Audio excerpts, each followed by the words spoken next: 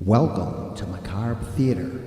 I'm Dark Mark, and this is Fallible the 13th.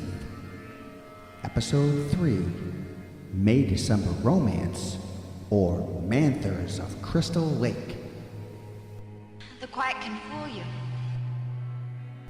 Many would have you believe that the biggest threat on Crystal Lake is Jason Voorhees.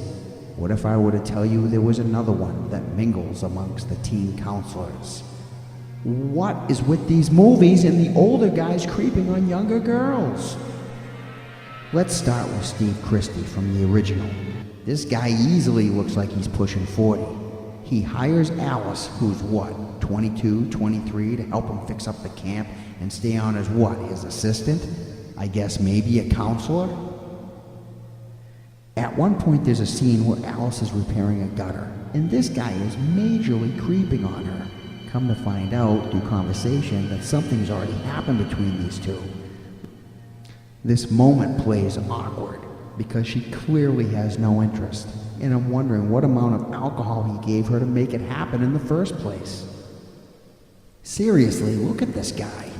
So he's flipping through her sketch pad and he finds a drawing that she did of him, and he asks, "Do I really look like this?" And Alice replies, "You did last night." Ouch, Steve. She goes on to break the news to him that she's not staying, and I have to wonder how many other girls ran off. She tells him she has to go back to California to straighten something out. That's the other side of the country, Steve. She's not straightening something out. She's gonna hide from you. In the end, Alice gets off easy as Steve gets 86'd by our killer. Jason's a legend, Jim. A legend. This is Paul. In Friday the 13th, Part 2, Paul attempts to open a counselor training center at Packanack Lodge, a stone throw from Camp Blood. He hires his girlfriend, Jenny, an aspiring child psychologist. She becomes his assistant. Paul doesn't appear too much older than Ginny, but hey Paul, does the term nepotism mean anything to you? Probably not. This is the early 80s. The first day on the job, Ginny is late, and don't act surprised, this is what comes from hiring friends and family. Paul isn't about to fire his best girl. She does try to apologize for being late, but Paul's already starting with the sweet nothings. Later, when conversation finds its way to the legend of Jason, Paul is dismissive of any theory Jenny may have, as though she's just ridiculous. Meet Rick from Friday the 13th, Part 3. Rick looks like he's about as much fun as a 4-hour lecture on long division.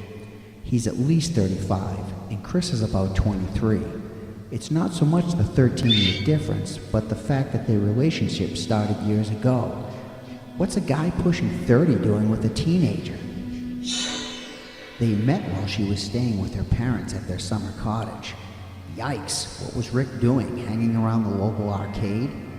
Chris returns to the summer place with friends to face a past horrific memory, and no, I don't mean lecherous Rick.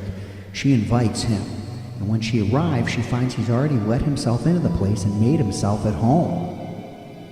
30 seconds in, and he's all over her, even complaining that he gave up a weekend with Mary Jo Conrad, and she must be a real pip. Even though Chris makes it clear that she wants to take it slow, he spends the majority of his time talking about messing around with her. This is when he isn't complaining about her immature friends. Hey Rick, you're almost 15 years older than they are, you creep. Date someone your own age. Chris gets out of this relationship much the way Alice did. Rick just becomes another body on the pile. I'm your host, Dark Mark. Join me next time for Fallible the 13th.